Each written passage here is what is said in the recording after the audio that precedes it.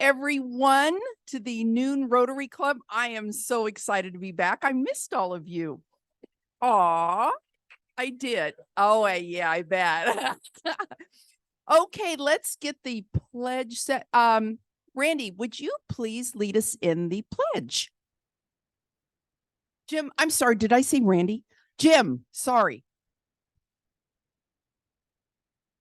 Flag of the United States of America and to the republic for which it stands, one nation under God, indivisible, with liberty and justice for all. Jim, I'm sorry. I guess I was thinking about Randy. Slint. Yeah. In part. Is that what I was hearing? Yeah. Oh, songsters. Yeah. I'm sorry, I just expected you to come running. Good morning. It's so nice to see President Sheila back. I can relax now. Okay. So this is about innovation today, or something to do with innovation. Okay, so we decided we'd do a song about innovation, about maybe doing some chemistry, and that works. That works. So we're going to do Love Potion number 9. Okay. Chemistry. I love it. Chemistry. You guys ready? You guys know the words of the song? Okay. I took my troubles down to Malibu. You know that gypsy with the gold tattoo. He's got a pad down on 34th. Signed little bottle truck. Love potion under 9. I told her that I was a flop with chicks. Our things wasted 1956. She looked at my palm and she made a mad design. She started portrait me. Love potion number 9. She bent down and turned around and gave me a wink. Said I was making up right here in the sink. But it smelled like purple kind and looked like India ink. I held my nose, I closed my eyes. I took a drink.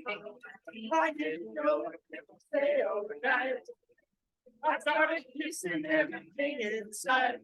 And when I kissed the top down the 34th, broke my little bottle of love potion number 9. Hey, Stu, it's your turn.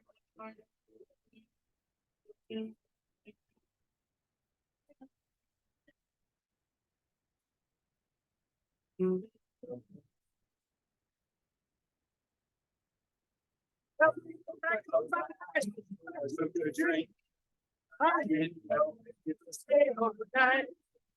I started kissing everything inside. And when I kissed you down the 34th, it broke my little bottle of love potion number 9. Love potion number 9. Love potion number 9.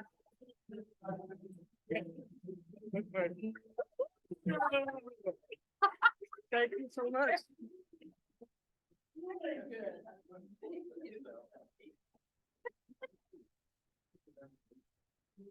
God love you, Jeff. Okay. Our thought for the day, Mr. Mark.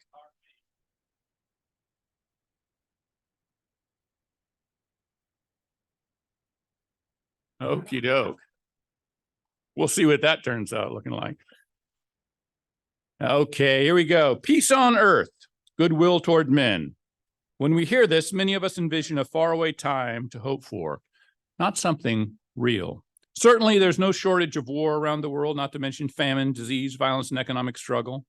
However, most analysts believe that despite these shortcomings, the world as a whole is more peaceful than it has ever been. Evolutionary psychologist Steven Pinker believes that violence has declined sharply since the birth of the human race. When talking about violence, he's not just referring to war. He also includes criminal punishment, murder rates, among other instances. Compared to our hunter-gatherer days, or the Middle Ages, or the Roman Empire, or the Mongol Empire, our chances of dying a violent death are a tiny fraction of what they were back then. Even compared to the 20th century, the 21st century so far has been noticeably more peaceful. Pinkerton believes that there are a few different reasons for this, all of which contribute to an overall more peaceful existence. Stable governments provide mediation and deterrent for violent conflict. Technological innovations enable us to establish symbiotic relationships with those who might have once been our enemies. Advancements in healthcare have allowed us to place a greater value on human life, and our awareness of the rest of the world, direct connections, people to people, worldwide, have made us more likely to help than hurt those far away from us.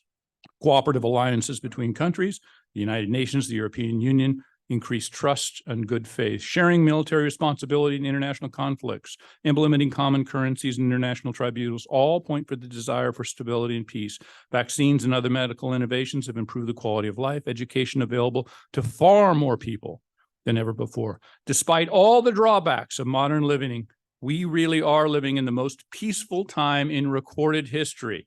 So when you are bombarded with bad news every day, remember that the time we live in and take for granted is so peaceful that our ancestors from only a few hundred years ago could not have imagined it.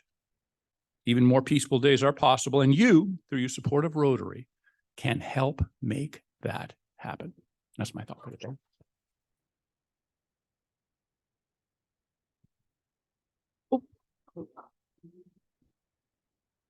Very nice, Mark. That they took those clubs away from the guys when they were trying to get dates back in the snow. That probably helped immensely. Yes. Okay. Thank you, Mark, very, very much. Okay, let's our lineup today. Spur reporter, Katharina, thank you so much. Ritz. Woo, woo, woo. We got a red badger diving in. You go, girl. Spur publisher and photographer doing double duty. Mr. Don Wentz. Don, thank you. Audio visual, my A team, Dennis O'Brien. Thank you, Dennis. And thank you for all the wonderful little snaps before. Love it. Dennis, great job. Let's see here where we are. Okay, Jeff Youngsma, you're here, you're there, you're everywhere. You are our Zoom chat host and monitor. It is just incredible. Amazing. Thank you, Jeff. Okay. Greeter David Barnes. David, thank you again. Another Red Badger doing the deeds. Good job. Okay. We have our traveling mics. I'm not sure who you are, but I want to thank you. There's Sonia. Hopefully we have one more. And as always, I like to announce our web mistress who's been hard at work. Just a little teeny something about that. I got a little note here. About a week ago, last Thursday, the website had a big hiccup, and Kathy Coyle has been working diligently daily, communicating with them to try and fix this problem. And she is hoping, fingers crossed, that it is fixed today and will be up and running so you can see everything. But please rest assured, Kathy is on it. And then moving forward, if you see something wrong on the website, or if it's, all of a sudden saying not available, please reach out to Kathy. Kathy's the point of contact. She calls DACDB, and she's on it immediately, you guys. So please, and I'm going to try and do a better job of announcing to everybody who does what little jobs, little big jobs. So you all know, so you know who to call. So Kathy, yes, go ahead. Did you? Yes. Mike.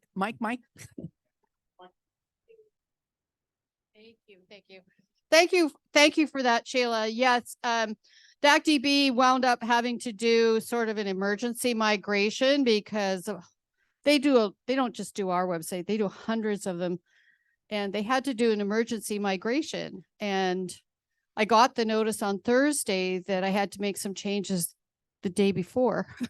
that was for starters. Wow. But since then, it's a technical issue that we had today. I'm happy to announce that the site's back up and running, and the newsletter is there, and everything was there. And so I'm very relieved. because I knew people were going to wonder what's going on. Kathy, But again, yes, thank yeah, you so so that's much. it. So it's fine. If there's something you see that should be fixed, just let me know. Okay. Thanks, Thank you, Kathy. Sheila. You bet. All right.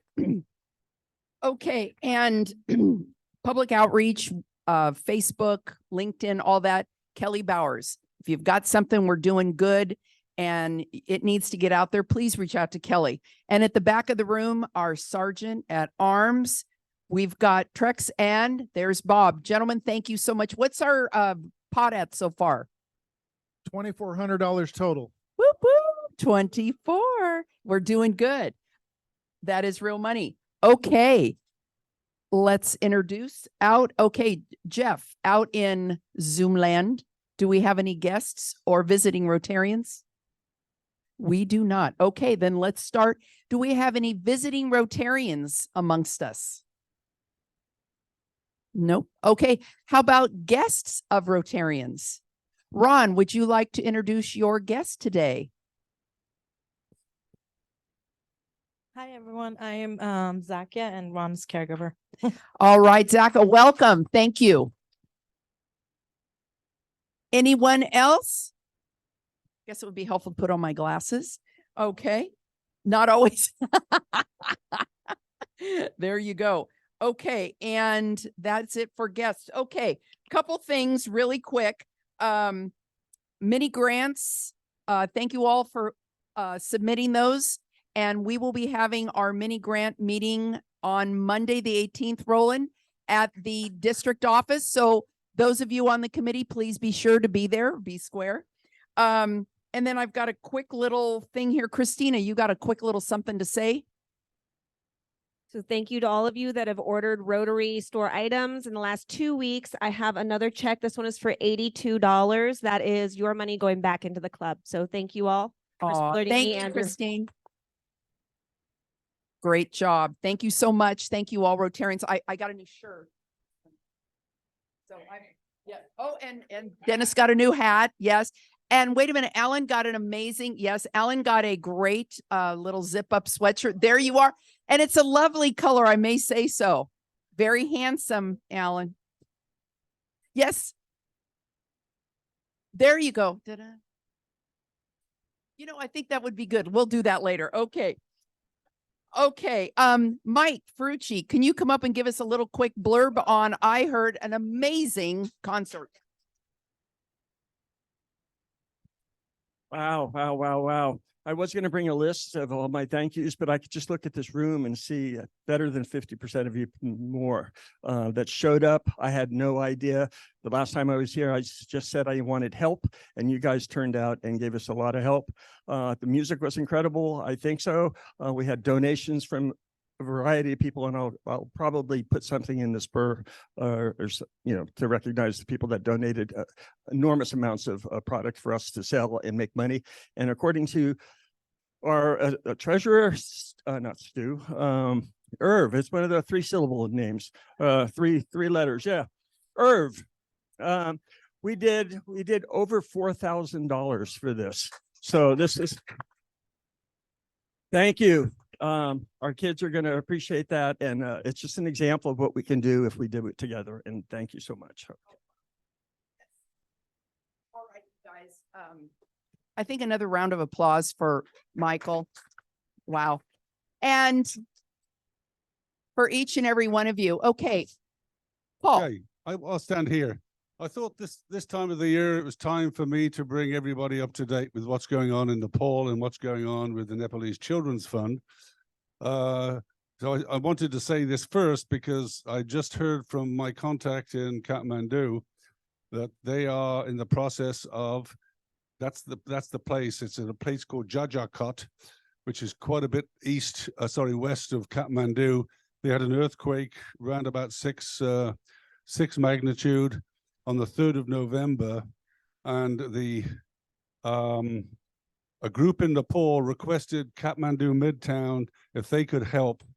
And so my guy, yesterday, I got these pictures, went to the site and took a lot of tents and sleeping bags and cots and things and did a lot of good. So I think we contributed. Yeah, there's the tent, and there's Paris, is my friend there, giving some water or something to one of the children. Just an update on the Word Nepalese Children's Fund. We've broadened what we do. It's always involving children, but it's really helping a lot of the people, and we've helped a lot in various tragedies that have happened there.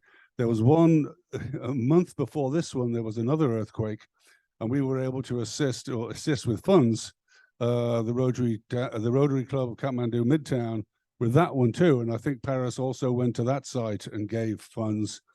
So over the last year and a bit, we have given a fair bit of money, probably approaching 15K, to go to various, be spent in various ways. One, the ear health Nepal, where we treated kids and inspected kids' ears and things. 2 earthquakes, and we did just over a year ago gave money to our Navakiran Children's Home because they were having trouble then with feeding the kids in the middle of COVID, etc. So I want to thank the club and thank everybody who's helped us. Okay, it's a good cause. Thank you, Paul. Okay, Goud has got a quick little announcement. Can we give Goud a microphone, Mayor Miss Sonia? Okay, so we are having a presentation on January 17th from our district TRF chair, Oren Mahoney. And following that, we're going to have a wine social at Ruby Hill. We'll send out the flyer. We'll show up. All right. Yeah, as many as we can come, that you're welcome. And so I just want to also, we'll be sending out a note on how we are doing this year compared to last year. And we are almost half the year is gone, and see what you can do. We'll look good on a January 17th. And also I'll take the pledges, and right in front of him, we will recognize you for the pledges. Ooh, so thank you very nice. much. Thank you, Goud. All right. Okay, Norm, it is all about you.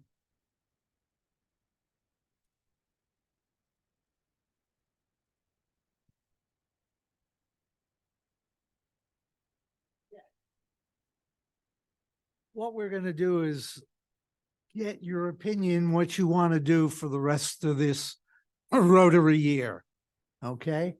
So that's food for thought. All right. What the agenda is, we're going to provide, it must be, no, I need the other slide. It is the other one. That one? Yeah, That one. that one. We're, at least I was, unless you don't want to do this, continue to bring Togo to you for the 3 weeks every month, since the last meeting of the month will be at a winery, Del Val, right? Yes. Okay. Mike has graciously agreed to what I call to be the lunch czar for the rest of this year.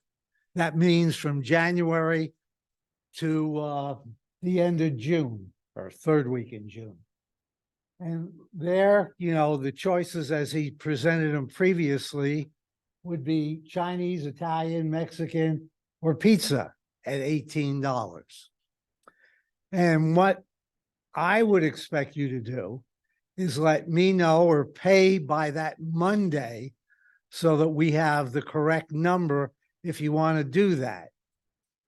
So I guess you can always purchase your own at Ophelia's if you're not crazy about what we're doing. So I guess what I want to do is Use the mic. Oh, too far away, huh? I'm sorry. Usually my voice is powerful enough. What I'd like to do is know how many of you want to continue to do exactly what we're doing from January to June with Togo. Would you please raise your hands? Can you get a count? Sure. 1, 2.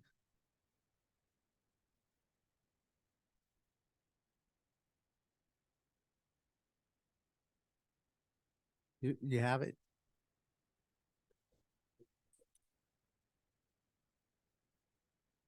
All right. How many are interested in buying the hot lunch that Mike will oversee so graciously? We've got 1, 2, 3, 4, 5, 6, 7, 8. 9. Oh, yeah, what are the other? Well, if Mike is willing to do that, we can run them parallel. If he's willing to do that, and those 9 pay before Monday, pay by Monday. And that, if that's okay with Mike, so I'm going to kick that back. I would suggest that instead of paying by Monday every week, which I found when I tried to do it, just forgotten and blah, blah, blah. Why don't you do it by the month? And everybody just, or so for the 3 weeks, it'll be much easier for Mike to plan, and I think the collections will actually be easier. That's a good idea for those 9 who are, let's hear from Mike. Yeah, if I could just make a couple of quick points. With the Italian meal and with pizza, it would include a salad too.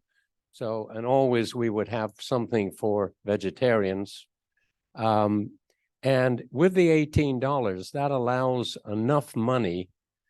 For example, when we had the visiting student of the month, we paid for 11 free meals out of the 18 and still made $2.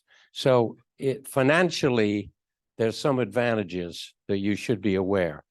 My thought is that maybe to help Norm's concerned with having to take the money each week and that kind of thing and monitor it.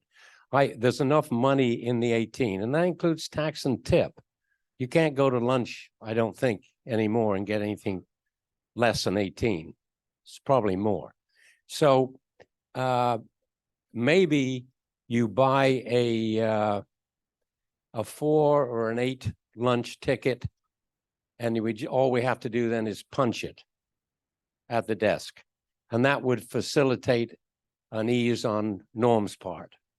Or you can do a combination. I know the club is talking about having an evening meeting at a winery.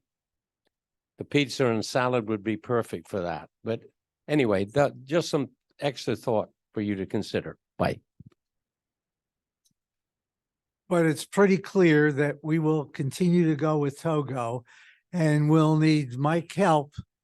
I guess, however we do that, I'll discuss that with those 8 or 9, since that's a small group. And we'll figure out exactly how to go forward rather than monkey with the time here, if that's okay. So it's pretty clear what the club wants. So we can talk more about this in the future. We're just trying to accommodate you all and want to make you comfortable, is part of this. We want you to enjoy yourself. Yes, ma'am. I thought Sonia raised her hand. Sorry. That's okay. I wasn't calling you ma'am, Mike.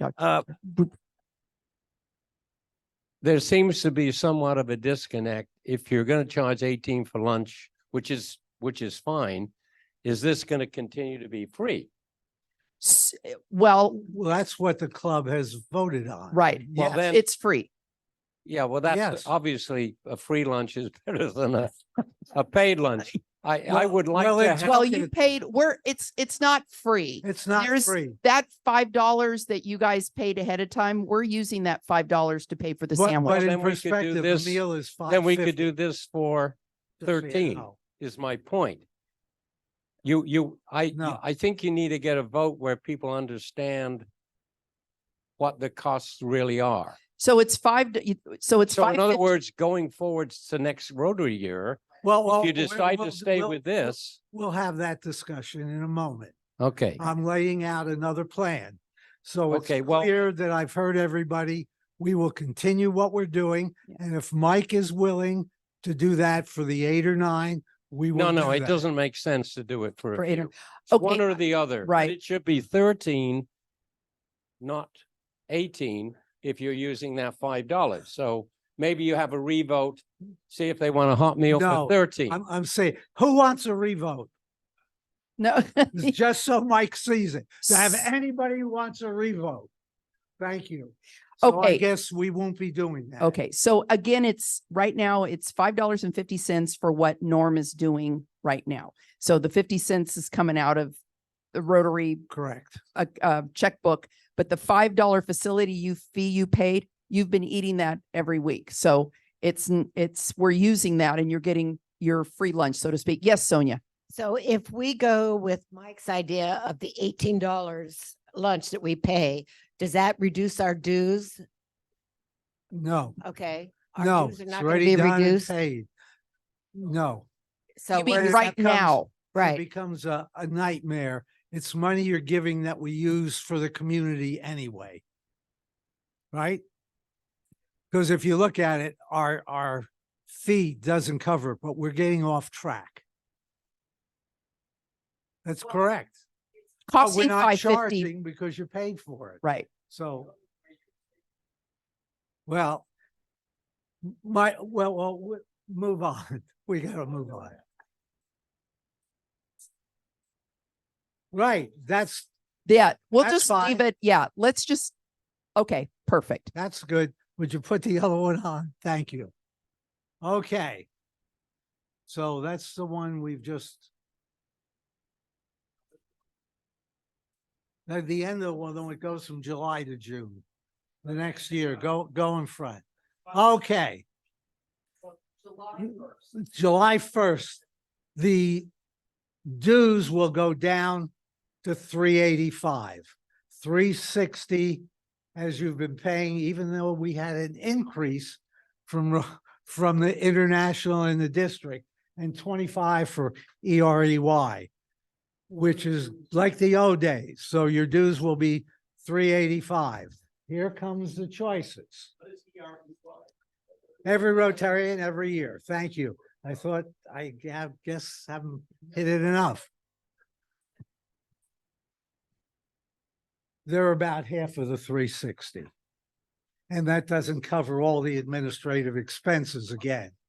You know, we're taking seed money that we get when we do the fundraisers. Okay, what I'm proposing is that we would continue to do the to-go for the club if you desire to do that, but that will be on a separate invoice known as a lunch invoice. And it would come, I've got the figure wrong at 200.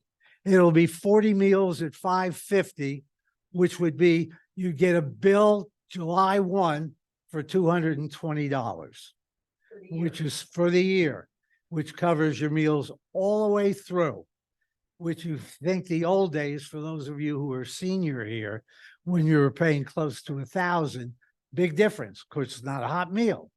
Or we could go the hot lunch if there wants to be a volunteer who will go over the being a lunch czar. Actually, we could run both. If I know we have at least 22 people, we can get one of those trays of sandwiches. If we have 42, we can cover two like we've been doing. But it would be, anybody who does it would be 220. And so or you can do your own thing. You know, you'd have nothing but the 385 as a cost. Or if you wanted, you could get it from Ophelia, which is cheaper than anything else, as we know. So that's what I am laying out and would like to have your feedback. Yep. Mike? I think if you're going to provide food, members should not have the option of bringing their own. I think that's, unless they have a very, no, wait a second. Unless you have a very specific dietary thing, or unless we have a system for controlling who picks up the sandwich or well. All right, let's, because we're running late now. How many would like to have Togo continue and you'd pay it in one lump? Can I see the hands? Please, if you count them. We're over the 22 but I'm gonna need a hard one and send it. But for now, we're gonna go with Togo. There'll be at least one. If we get up to 42, we'll have two of them. So I've got it, hearing what I'm hearing now, I don't hear anybody that wants the lunch czar. Is that so? What's that? That would be the choices where you'd pay $18 for the whole year for 40 meals, which would be 720. How many would like that?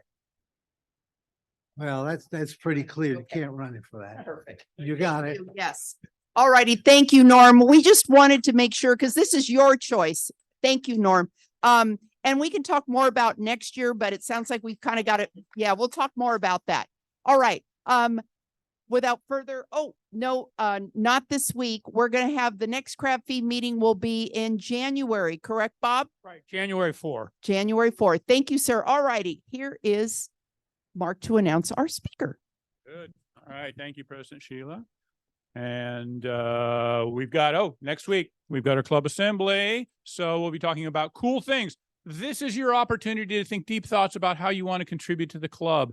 And there's going to be people offering you different ability, different roles, how you can contribute. Cool things. All right. This week, we've got Brandon Cardwell as the Director of Innovation and Economic Development for the City of Livermore, where he works to bridge the gap between the innovation economy and public policy. Brandon leads a team with overall responsibility for fostering positive economic climate and contributes to a prosperous community. In addition to his role at the City of Livermore, Brandon serves as the Executive Director for the iGreat Innovation Hub, a city-sponsored nonprofit organization focused on strengthening the startup community in the Tri-Valley. In his capacity as Executive Director, Brandon runs Daybig Labs, a life sciences and deep tech startup incubator, and Startup Tri-Valley, an initiative focused on developing the Tri-Valley as a hub for science-based startups.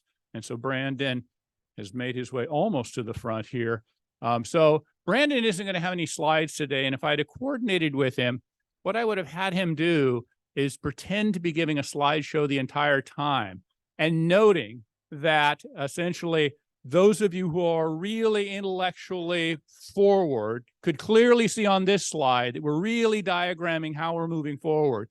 And then we were going to stage people throughout the audience to react to the slides about how impressive that was. Yeah, exactly. You see? So I didn't get that done in advance, but you can chuckle as if you've had that already. Brandon, you're up.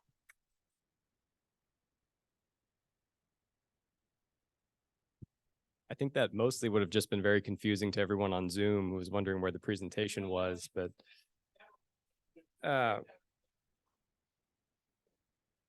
no, I'll clutch the podium like a presidential debate candidate or something. So Mark has a slightly outdated bio for me because I'm no longer the Executive Director of the iGate Innovation Hub and running the incubator. We've actually hired someone far more competent than myself to do that role. When I took the directorship for the city just about 2 years ago, it became clear that I couldn't perform both of those roles, but I will talk a little bit about iGate and how it's a manifestation of the kinds of things that we do. So I sent Mark some slides and said, here's my presentation for Rotary. And then he came by my office yesterday and said, no, that's not the thing that you're going to talk about. And Mark may not be my boss anymore, but he's still a boss. And so I do what he tells me for most of the time. So what Mark did ask me to talk about was sort of how we think about economic development, what our philosophical approach to that is. And when I say we, there's a bunch of us at the city who think about this, and some of us actually are in the economic development department, my mighty department of 4 people, which is by far, I have the longest title and the smallest department. And I think maybe those things are not a coincidence, but we also work collaboratively across the community development department and a number of other departments, because nothing that we do in my shop could happen if we didn't have the people who actually influence the land use and how things actually get built, or participating with us in that. And so I had the great privilege of working with Mark for about 10 years, maybe a little bit more than that, in various capacities. I worked directly for him for a while, and then we worked together as executive team peers toward the end of his, I'd say end of his career, but I feel like I see him working more jobs now than he did when he actually worked for the city. So maybe his public service career. So from an economic development standpoint, I think the important thing to take from, what I might have to say about this is that we put the community at the center of everything that we do. And a lot of economic development organizations are very focused on wins. You'll typically see people in positions like mine who would, if they were in the private sector, they'd be in sales, right? So they're very quota driven. They want to work on getting a project approved. They're often at odds with their community development counterparts because they make promises that those folks then have to try to keep. And usually it's very difficult to do that. My brother's a building inspector for the city of Fremont. And every time he sees me, he reminds me how much he hates economic development people, which is nice around Christmas time. But there's a mental model or a concept that we've developed that I think is useful in thinking about how the city has taken an approach to community vitality, and economic development is part of that. And so if you picture a flywheel, and you have at the top of that flywheel civic investments, and then you have talent attraction, and then you have business productivity, and it feeds like this.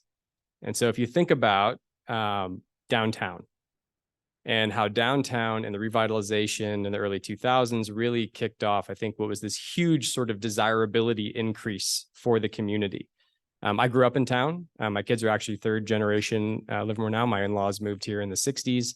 And I was a Rancho, Junction, Granada, Las Positas, and then came back, and I'm raising my kids here. Now I've got a freshman at Livermore High and a 7th grader at Mendenhall.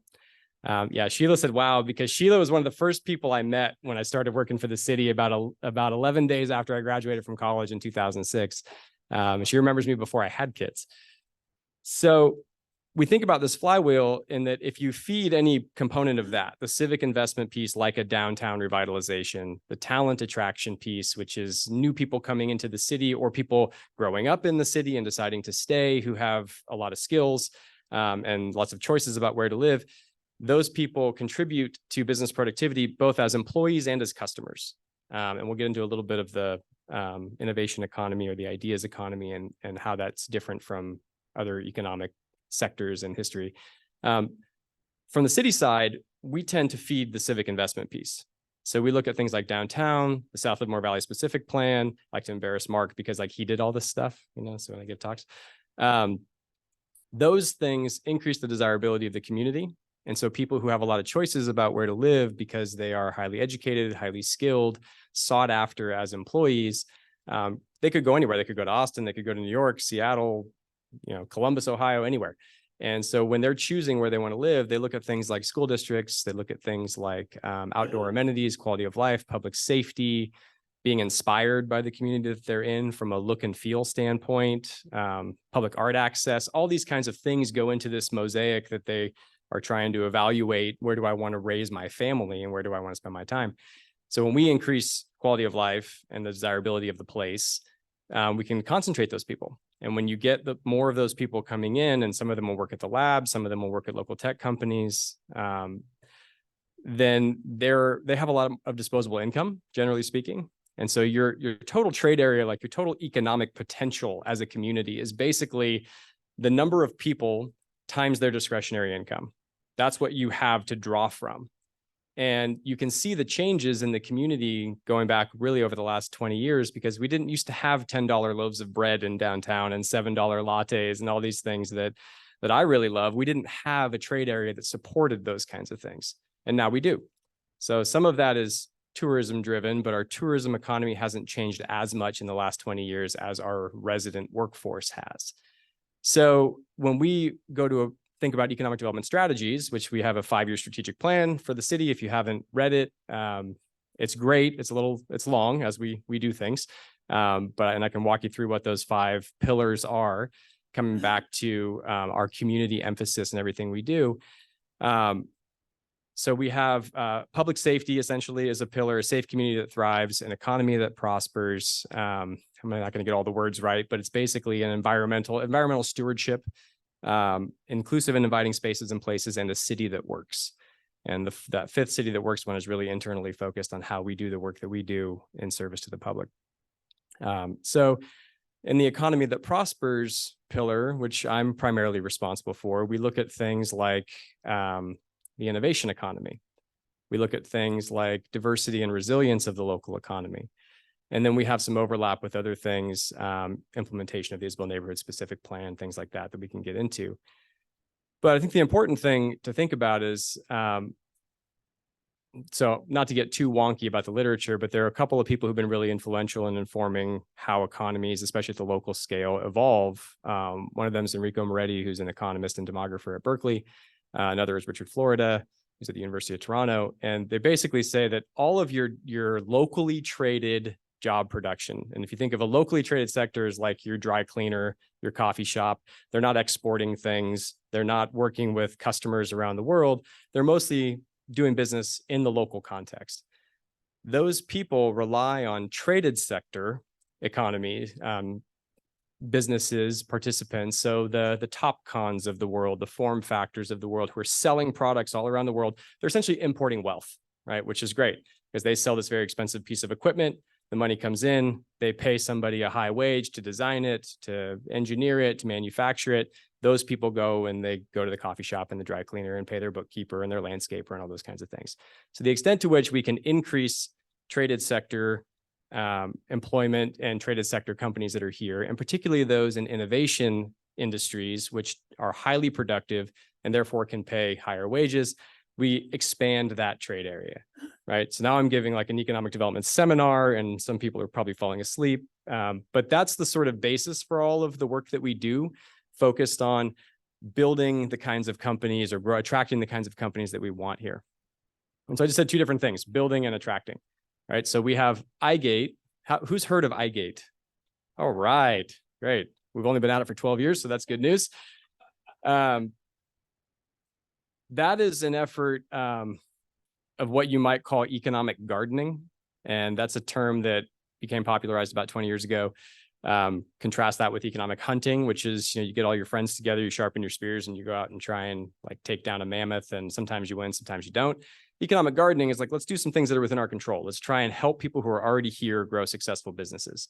And so we have an incubator program called Daybreak Labs, which is primarily focused on local entrepreneurs in these traded innovation sectors like life sciences and what we call hard tech or deep techs like energy, materials, built around the labs as anchor institutions. We get people to either spin out from the labs, or if they've got independent intellectual property that they've developed at a company, or hopefully not in their garage, literally, because that would be very dangerous. But most of the stuff we work with is biotech and energy and other hard tech like that. We give them a space to come in and work at very low cost. They can get tiny little spaces from us at just a bench and a desk. Then we can grow up from there, give them access to capital through investor networks, access to expertise through people who've been there and done that before, and then help them to connect to a local ecosystem of service providers and others, sort of bringing that back to that local economic context. So that's an important program. I ran that organization for, I guess, 10, 12 years, something like that. Yolanda Finchenko, who some of you may know, is running that now. She's doing an amazing job. We just actually graduated a company from the incubator to their own private space over by the airport. They raised a $40 million Series A round as a startup, which is a very large Series A round. That's not typical. But same example of one of the founders lives in Livermore, the other one lives in Tracy. It's a perfect location for them. They raised a bunch of money. We graduated another one over into Pleasanton. Which we're less excited about, but it's still okay. So that's an effort that the city helped to found and sponsors to grow companies locally who are going to do all the things that we need them to do to feed that flywheel. The other things that we're really involved in that may be a little more relevant to you and your peers are the placemaking aspects. And I think one of the things that we take a different approach from an economic development standpoint is working really collaboratively with our community development friends about how do we create spaces that people want to inhabit and visit and raise their children in and become that draw. And I would guess most of you have been here for longer than the downtown revitalization has been here. I'm assuming, yes, lots of nodding heads. Me too. I had no intention of living here as an adult when I was a kid. As much as I enjoyed the baseball card shop and the back of the furniture store and the 4 hours a week that it was open, that was not how I wanted to spend all of my time. It was only after college. I thank Mark for this all the time because he said, it's very nice while I went away to school that you built me this great downtown to come home to. Because I graduated in 2006 from Sac State and came back and moved into downtown with my fiance at the time, wife now. And we had a great time in downtown and then had kids and couldn't think of a better place to raise them now that they were going to have access to all these experiences. We've got the Bankhead Theater in downtown. We've got all these events that go on that give you this strong sense of social fabric. That's the stuff that we really do need, even kind of upstream from, do we have the right commercial real estate, which is super important, and I'll get to that in a second. Do we have good transportation infrastructure? Also super important. But if nobody wants to be here, then it doesn't matter if you can get boxes built and highways widened and all that kind of stuff. As Mark used to say, nobody goes to San Francisco because it's easy to park, right? So when we're thinking about prioritization of limited resources and the opportunity cost of doing this thing or that thing, we have to think about it from the perspective of the people who are going to either choose or not choose us. So we're working on a general plan update right now. Some of you may be aware of that. We have a general plan advisory committee meeting tonight. And these are some of the big themes that we're balancing, is how do we trade off, particularly in light of an urban growth boundary? When you've got 10 pounds of stuff you're trying to fit into an 8-pound bag, how do you work that out? Because we have a need to have commercial facilities that are of the quality and the size and the availability to support the kinds of companies that we want to see grow here. We also have quality of life and aesthetic considerations that have helped us to get to where we are that we don't want to let go of. So as we start thinking about, and then we have things like meeting our state housing obligations. We have an increasing divergence between the kinds of jobs that are here and the wages they pay and the cost of living here. Actually, I ran the numbers over the weekend, and if you wanted to buy $1 million home at a 5% interest rate with 20% down today and have your total home value be 30% of your gross household income, you'd have to have a household income of around $220,000.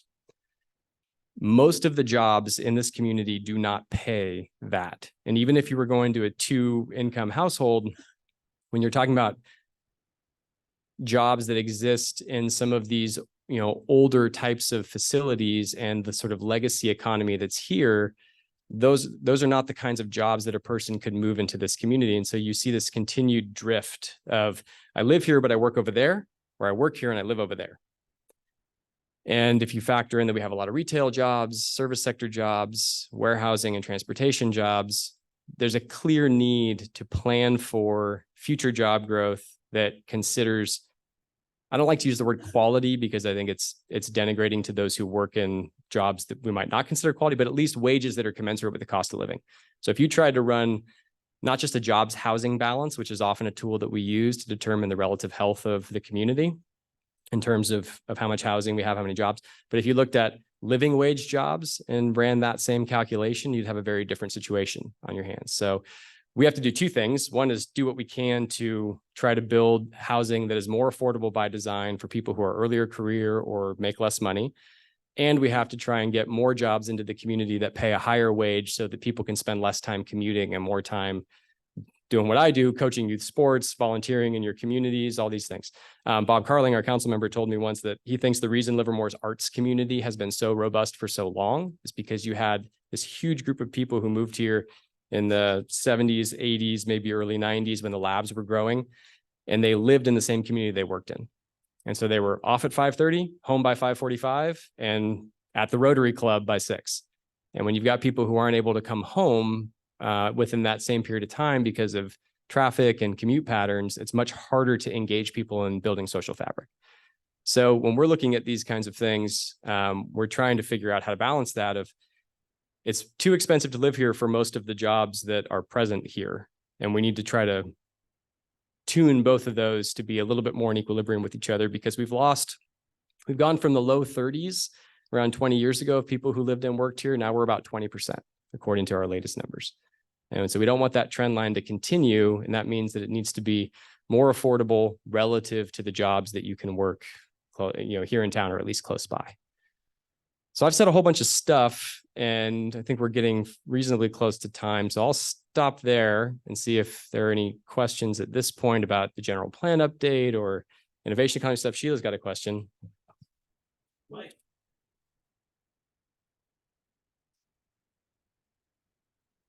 Okay, you brought up about the fact of getting the wage and the cost of living. How do we propose to do that? Yeah. Yes. So it's not a problem you can completely solve, right? I mean, you're never going to have, and nor I think would you want, a ratio of 1 of people living and working in town. But there's a big difference in different housing types and how much they cost. So if you were to compare a very similar townhome in terms of size, age, characteristics to a single family detached home, you'd probably see somewhere in the neighborhood of $200,000 to $300,000 in difference between that attached townhome or a stacked flat than you would to a single family detached home. I live in a single family detached home. At some point I might want to live in a townhome. I don't today, raising 2 teenage boys, but lots of people do. And especially as we're looking for people who might want to move out of their 2,500 square foot home that they're no longer raising their children in with their 7,000, 8,000 square foot lot, stop taking care of that lawn. Do we have a place they can move within the community to downsize a little bit, make their lives simpler and lower their cost? So I think building different housing types helps with that. You obviously have below market rate subsidized affordable housing, sort of like capital A, capital H affordable housing. But there are also urban planning principles we can apply. And you'll see that in some of the denser, more walkable neighborhoods like Isabel, like what we're proposing or thinking we're going to end up proposing for the Midtown Station area in the general plan update, that are going to look a little different than what the rest of Livermore looks like. And that is by design, in part because we have an urban growth boundary, and we think it makes sense to concentrate housing units near existing services, so you're not sticking people at the edge of the community and having them drive to everything. So I think that's the housing piece of it. On the jobs piece of it, some of that is brute force going out and letting people know who may not be paying attention that Livermore is a great place to locate a company that's going to have higher wage jobs. If you look at like a Gillig, which has a significant engineering population, but also pays good wages to their manufacturing floor. Lamb Research, Topcon, Monarch Tractor is a relatively new entrant into the community. They've got all their R&D based here. Those are wages that are much closer to affordability levels here. So we need to have the facilities for that too.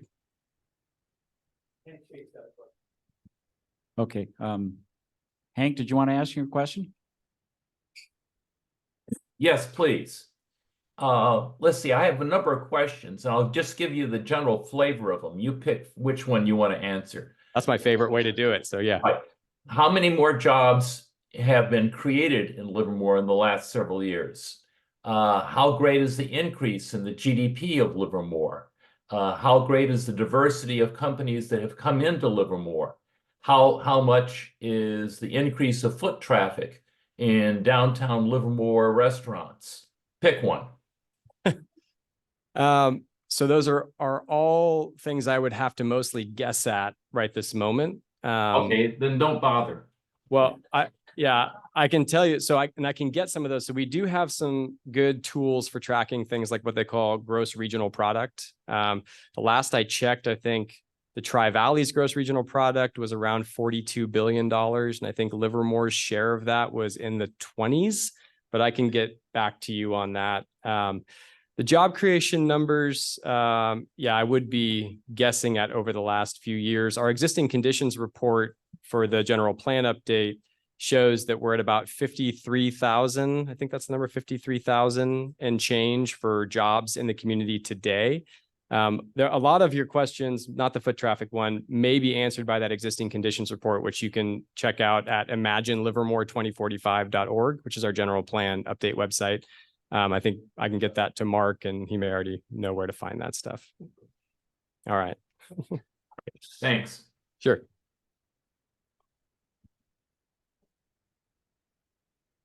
You have the urban growth boundary horizontally, and we have the bunch of people that never want to build a building higher than 4 stories. Mm-hmm.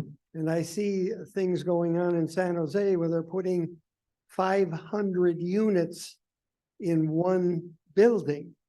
And we don't have that option because of this distaste for apartment buildings that have a wonderful view. Now, there is an 11-story building at the lab, and that doesn't seem to bother people very much. But I sure wish people would think about building buildings with apartments or even purchasable apartments that were 10 stories high. And where would they go so that they didn't diminish what we already like about Livermore? Was there a question in Are you thinking about this? So there are lots of nuances to that. One is established policy standards that we have around height, scenic corridor, depending on locations, things like that. There's obviously the political component to that, which you've raised. I think right now what we're doing, so the other piece of that, which is less obvious to people, is that when you get above a certain height in a building type, the construction type changes and becomes much more expensive. So when you go from wood construction to steel construction, the price goes very high. Rents in the community probably would not support that construction cost type today. So even if we told the development community, build as tall as you want, likely you wouldn't see 10-story buildings come into a place like Livermore today. Market forces can change all the time. The cost of steel changes all the time. I think what we are seeing is much more of a desire from the development community to build in the 3, 4, perhaps 5-story range. You see the legacy project downtown is a 3-story on First Street and then stepped up to 4 stories on Railroad. That is one of the densest market rate buildings in town, and it's around 50 to 55 units to the acre. So that's a pretty dense building for us. We do have denser products planned in the Isabel neighborhood and probably will in other places, simply because we need to meet a state housing obligation that will likely exceed 10 to 12,000 units plus a buffer over the next 2 planning cycles, which will begin, I think, in another 7 years or so, something like that. So we've got some constraints, and height. If you don't want to build out, and you don't, you need to. The state requires you to build, and so some of the challenges that we have is if you want to build out, you probably need to build up. That's the trade-off of having urban growth boundaries is infill housing. And then if you don't want to build anything, my constant refrain is you can't have no growth, low taxes, and high quality infrastructure. The math just doesn't work. So these are all only things have we 2 try out to of 3 balance. bucks. All right. Okay, we are out of time there. Thank you, Brandon. I know you'll stick around. We've got a couple more questions we did not get to. No worries. President Sheila, now you've got to do. Oh, so you just assumed that he wanted to drink wine, not have essentially olive oil. Wow. Safe assumption. Yeah. Yes. Well, Thank and you this very is much. from JMC Cellars. Right. They're newly in the old Yes, big white house Big space. White Right. House, and I'm not only a member, but a great supporter Awesome. of Rotary. I follow them on Instagram, but I haven't yet been to the facility. Oh, So you gotta go, yeah. you gotta go. Anyway, Great. Brennan, thank you so much. And I do know that there is a couple more questions, if you Sure. wouldn't mind giving us some time. I can hang. I've got to be back to City Hall by 2:00. Okay. So I don't know if perfect. that'll work. Okay, so Okay. We'll drag you out. Awesome. Again, let's give him a big. Thank you all. Appreciate it. Yeah, Thank thank you. you so much. Amazing. I can't believe your kids are in high school. I had a water bottle. Yeah, Did I put it right in? here. Oh, thank you. There you No, go. I can't believe it. Good. All right, boss. Who won? All righty. Our winner is real quick. Before I announce the winner, next week, Club Assembly, you're going to be learning new stuff, ways to volunteer. Again, thank you all so very much. And the winning number is 460-6090.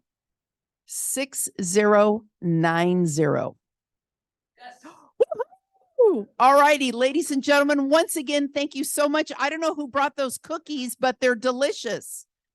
Those were so good. Thank you.